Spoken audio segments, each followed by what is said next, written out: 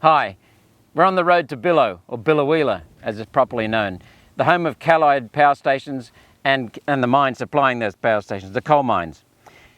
And this is the third video I want to make in response to the union's request to One Nation candidates. It covers automation and skills training.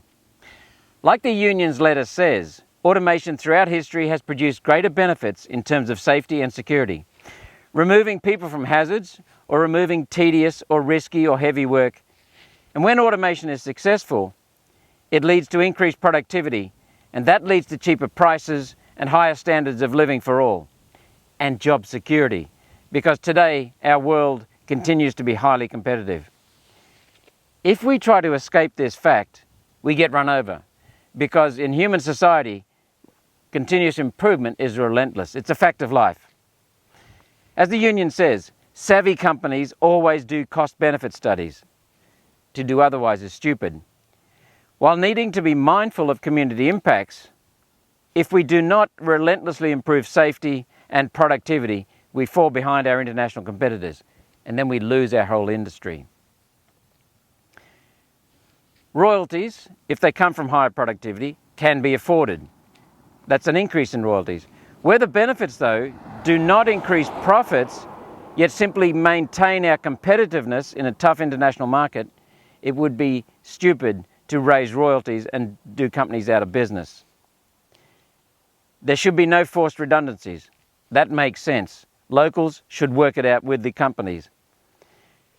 And as the union says, remote operation would likely be best locally, but we don't know where the future is going to be. We haven't got a crystal ball forecasting the future.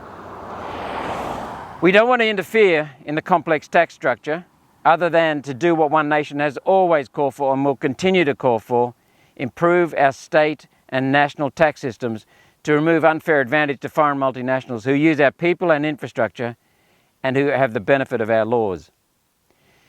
We need the support for trainees, yet employers are best to decide on the numbers of trainees because they are aware of the competitive market. A union's role surely is to protect miners, safety, health, security, entitlements, retirement. Genuine consultation and a priority on considering existing employees just makes sense. It should be a way of doing business. Throughout history, companies and unions that take short-sighted, restrictive positions cause massive dislocation of communities. Employers who work with their people, though, make the best use of technology for all. One Nation has been calling for a return to apprenticeships. With modern technology in YouTube and other online education, that can be a huge advantage. And in fact, the federal government in 2017 took our policy and implemented it. And we're starting to see the benefits of that.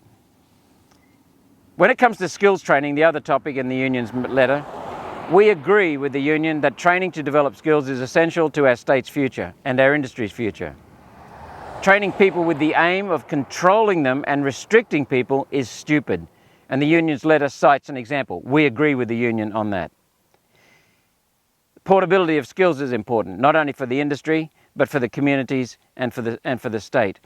When I led a large mine in central Queensland, we were the first to initiate massive changes in portability of skills and transfer of qualifications. We did that deliberately, not to keep people here. We decided instead it'd be better to share people because then other people could come to our mine.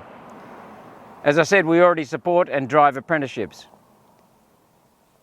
We support TAFE, practical training, and we support a more practical university system being focused on the nation's needs. And we'll see some changes in that area soon that we will support. We support mines rescue teams with proper training to provide security and reassurance to miners.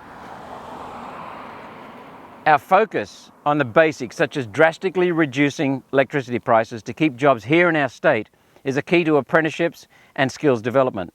Labor and the LNP have privatised or corporatised billions of dollars in state assets and gutted our capability, our community and state capability.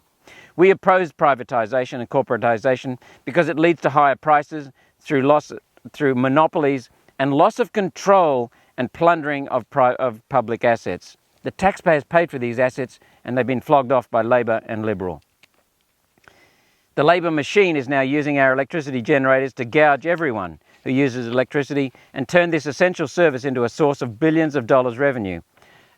A tax on essential service, a tax on families, a tax on agricultural producers, a tax on manufacturers, gutting our industry and manufacturing and agriculture. One Nation policies will cut electricity prices and support skills training and the future development of skills in our state.